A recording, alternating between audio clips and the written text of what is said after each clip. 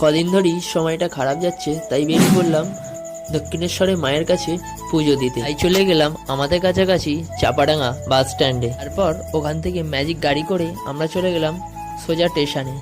তারপর ট্রেনের সুন্দর ভিউ দেখতে দেখতে চলে গেলাম দক্ষিণেশ্বর মন্দিরে।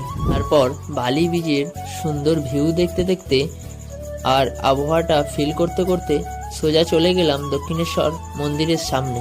বর্ষাকাল আর বৃষ্টি হবে না তা কখনো হয়? দেখো, তাই আমরাও বৃষ্টি মাথায় নিয়ে বৃষ্টিতে ভিজে ভিজে চললাম মাকে দর্শন করতে। আর সত্যি কথা বলতে, মাকে যদি মন থেকে কিছু চাও না, মা তোমার সমস্ত মনোবাঞ্ছনা পূরণ করবে। এখান থেকে দাঁড়িয়ে মাকে দর্শন করছিলাম আর ভাবছিলাম, আর সত্যি আজকে মাকে দর্শন করার পর মনটা সত্যিই খুব ভালো হয়ে গেল। তোমরা যারা ভিডিওটা এই পর্যন্ত